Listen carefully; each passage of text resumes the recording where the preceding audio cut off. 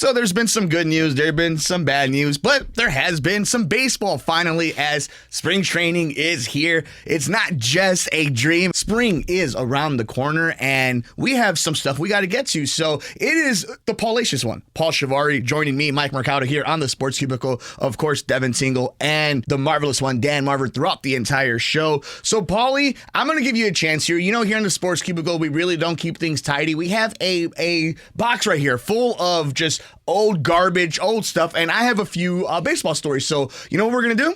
I'm going to go ahead and start rummaging. You know I like a good rummage. I love being able to. Let's see what I pull out. And okay, I pulled out White Sox manager Pedro Grifol on running his first spring training. So, Paulie, this is his first spring training going into this season. It's a new regime. And an article came out over at The Athletic kind of talking about his first weeks as the head guy now of an organization. And there was just some interesting kind of funny bits that I thought Pedro Grifol kind of came off as. I think he comes off as a very likable dude. Yeah. And he mentions how boring it is to have just stacks of paper and paper just in his back pocket because they're installing a new culture, a new system. And I think for the big takeaway I took from this is him trying to, I don't know if the word is legitimize his hire, but it seems like this is a dude who loves the game and is all in on his young roster or this roster that they put together. Your thoughts on Pedro Grifol's first few weeks as the head manager, as the head ball coach of your Chicago White Sox? It's still way too early to judge him, especially since the last time you and I talked, you know, I said don't put too much stock into spring training, and it's been so hard to, you know, be comfortable with the fact that Leury Garcia is probably not going to hit anything. Although he had a home run yesterday, which was nice. But, you know, and as far as Grifol trying to come across as likable, I think he has no choice. You know, it was he's Rick Hahn's first like real managerial hire. The fan base is a little upset at the way things used to run or currently run at the ball club, so he has to be kind of Mr. Likable. But I think that was part of the reason. I don't know if it's necessarily he's putting on a persona. I think this was the guy that won the job. This was the personality that won the job. So I think you're seeing, you know, for lack of a better description, a Ted Lasso type, where he's just, you know, Mr. Positive and going to see the best in everything and just try and utilize what he's got. But I think he also has no choice but to. You know, this is a guy that might not ever get another managerial opportunity ever again, so he's got to take advantage of the one that he's got right now. And you've seen how it works. Guys that are great at managing, if he can turn this club into a consistent winner, then you've got teams like the Yankees looking at him. You know, the teams that will consistently put good winners out there, and they see that, okay, this guy knows how to build success out of nothing, so we're going to try and poach him away from the White Sox. You should check out this article if you are tuning into the Sports Cubicle. It's by James Fegan over at The Athletic. White Sox manager Pedro Grifol on running his first spring training. I wanted to read this. Once you're hiring a new manager, you're expecting change, Grifol said, reiterating every organization is trying to find new angles. Quote, it's really not about old school. It's not about new school. It's about we're all in school, right? I felt like there's some tradition here. There's history here. There's hunger for new information that we talked about, and we're just going to blend it together. I like that quote because we can dissect that on so many different levels. The analytics department was being ignored by Tony La Russa. And I think there still is a lot of room in this game for managerial gut decisions. That there is the sixth instinct, the sixth sense of being able to understand this is just not going this way. This is leaning towards this way. But numbers are important in this game. Mm-hmm. Stats are important, and probability and projections, like this is all one thing. So to hear somebody kind of come in, even if it is cliche, I think that is a very important thing to hear for White Sox fans from the new manager is we're going to try to blend everything together. And I think that's only fair. I don't know how much La Russa did or didn't follow the analytics, but he was very upfront about that from day one that, you know, once you can analyze everything you want and read into everything you want, but once the game starts, it's the game. And I think that's true. The analytics don't win the championships. The players win the championships. At the same time, we don't know now with the changes in the game how the analytics are going to change at all. You know, you have a guy that might have been batting, like Joey Gallo might have been batting sub 200 or near 200, but now that there's no shift on him, you might see those numbers increase. So, I think it's case-by-case basis. I think analytics give you an informed decision, but at the end of the day, you got to go with your gut. The analytics might say, okay, you have a series of right-handed batters coming up.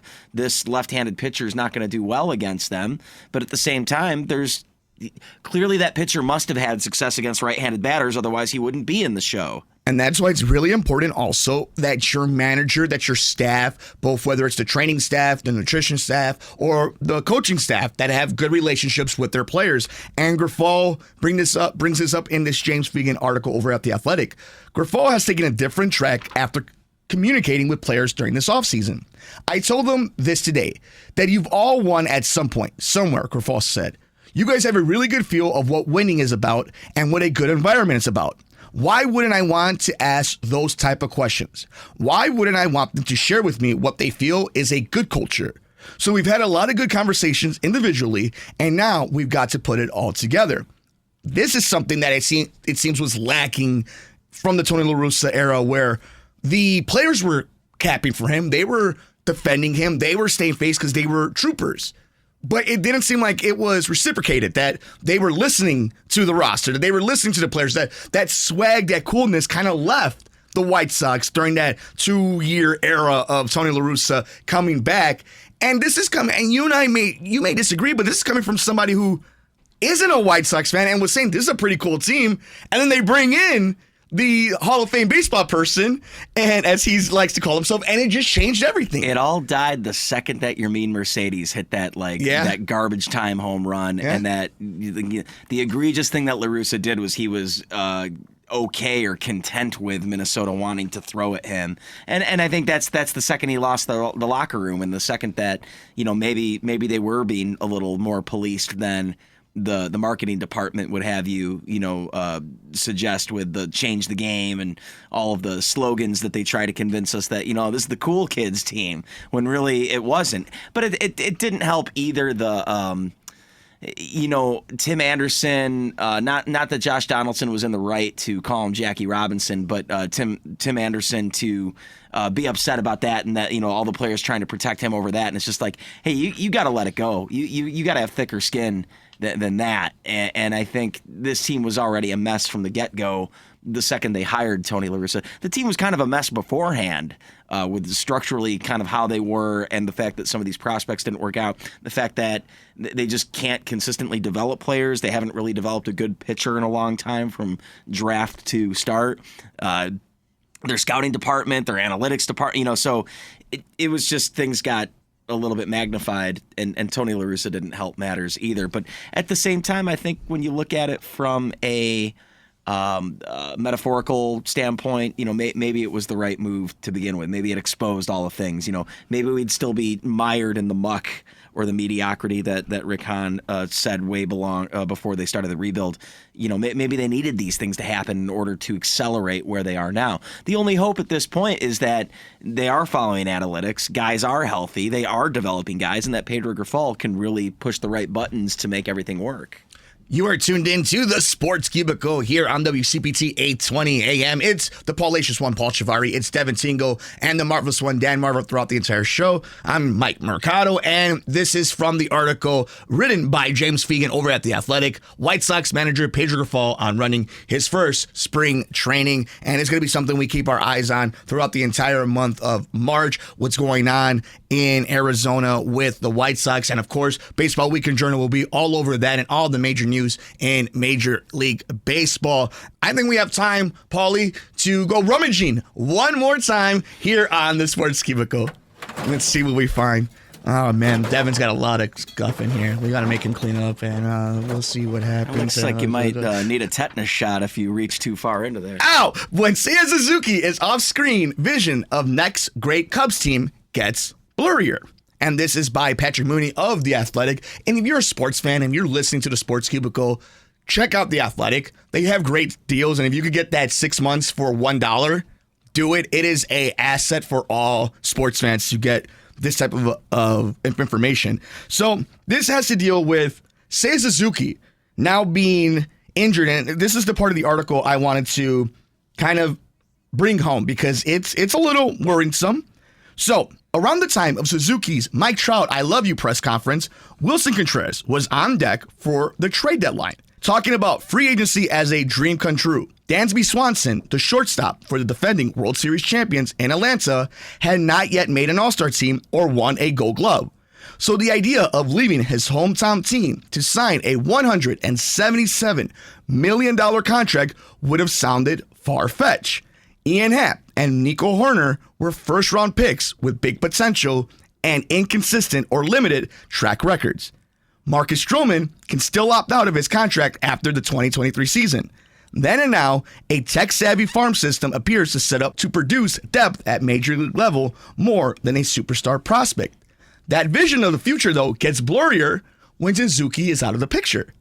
There is no timetable for his return to the game after Tuesday's reveal that he had diagnosed with a moderate left oblique strain, an injury that's particularly difficult to predict terms of recovery process. And then we found out later on into the week, there's a chance he'll be on the IL in the start of the season when opening day comes. There's some optimism. There's also cautious optimism where it's like, yeah, it could still end up the other way this Cubs season where 70-something wins. And I mean, what about this roster tells you that they're going to be world beaters? I don't think anybody thinks world beaters, but if you look at a weak division NL winners. Let's say division winners. You look at, well, it all comes down to how that infield is, the pitching staff depth, and if Cody Bellinger is able to bounce back, if you have a healthy Seiya Suzuki. The idea is you have a roster good enough defensively with some pop in the bats to win a weak NL Central.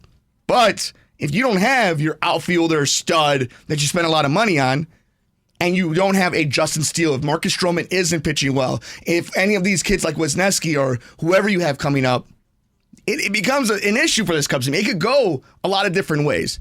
I still think they have one of the better defensive infields in the National League at the very least. In the division, I think they're the best defensive team in the NL Central. So if you stay in close games, it might win you something. But you've got Nolan Arenado and Paul Goldschmidt though in your division. Yeah, and then you have Nico Horner, and Dansby Swanson in up your middle. Yeah. So it's like arguably, who are the corners better or your? And it's not really like football where defense wins you championships. Defense will help you. Yeah. Always defense will help you win championships. But in baseball, you need to score runs. So I look at this team and I'm not blown away by it. And it was kind of like what you're saying, Suzuki's injured and now you're talking about how the team is compromised. And, we're not even talking about how, the question marks about Eric Hosmer or Cody Bellinger or even Trey Mancini. Who will be playing because Suzuki isn't. Do you look at Tucker Barnhart as a guy is that truly going to be the guy that's going to, captain behind the dish as your guy to take you to the playoffs? What happens with a Pete Crow Armstrong? What happens with a Brandon Davis? There's like guys there are young outfielders that are also in play. Christopher Morel, Patrick Wisdom. Where's David Bodie on this? Like these are bats that you need to count on because say what you will, that first half before the second go around with the pitching, and even then it was a little adjusted, but then the injuries came. Seiya looked like a professional hitter. So at the very least, you're like, that's a bat that now. No, it's a smart move. They got him for the value. It was great, and is the team built around him? Not necessarily, but it's a devastating loss to the lineup. But at the same time, if you're looking at that, then I think that big picture, you're looking at probably a team that's high 70 wins, low 80 wins I agree. as their ceiling. Things could work. I mean, but I think in order for this Cubs team to be a 95-win team, everything's got to click. Everything's got to click. Certain guys in the pitching staff have to have career years. Rookies need to come up from the farm system and play well. They have truly more depth than I think when you look at the White Sox. They have way more depth where, a couple of key injuries and the White Sox are going to be wondering what to do this year. It's tough. If you look with the White Sox, if like Dylan Cease, if I don't even know offensively who it would be. I guess Tim Anderson will say. Yeah. And Andrew Vaughn. And then or Andrew Vaughn. Let's say Anderson or Vaughn. If Cease and if Kendall Graveman get injured, I don't know if you have a team that's good enough to get to the playoffs. And that's what's frustrating because I believe the White Sox are good enough where if they had properly built their depth, they could hang around through devastating injuries. And I just don't think it's worked out that way for them. Who they've decided to go with, the guys they have decided to go with, hanging on to Gavin Sheets at this point when there's things that like they can do to remedy some of the blemishes and some of the wounds that they're going to have. But I don't know. Like that frustrates me. I thought as soon as Liam Hendriks announced that he was going through cancer treatment, I thought for sure the White Sox would try to address a pitching concern. And then the fact that right now we don't even really know if Mike Clevenger is going to play this season. And that whole story, I mean, we talked about it last week, but like that in itself, bringing themselves a headache like that, when nobody else in baseball was putting themselves in that position, and they decided to. But to have like no backup plan, and then here's what I thought too. If you, right now they're looking at it of like, okay, well, we're waiting to hear what the league says about Mike Clevenger. Let's say Clevenger is found to, he did the acts that his baby mama said that he did. He's going to be out for a season. That creates an opening in the starting lineup. Are the White Sox going to be just so bold to get Trevor Bauer? Because he's been reinstated, but no one wants to touch that. Man, I don't know. And I don't think they will, just because I don't think the White Sox want to spend $20 million or whatever it is to go and get him. Because I think he's officially released by the Dodgers, isn't guaranteed any money, so he starts from scratch.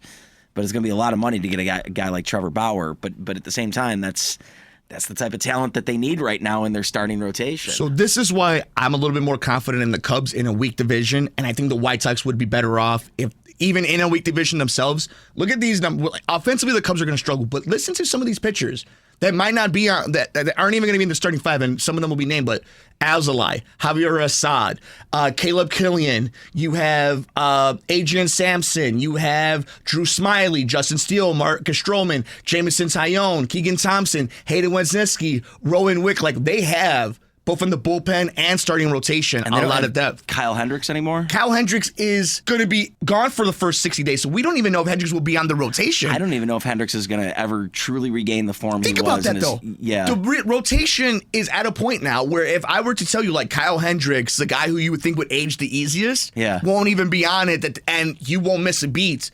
They have done, especially since they got Carter Hawkins from Cleveland, that the foundation, the pitching depth from the entire they were kind of building this before Hawkins, though, and I think it just kind of that was the final like.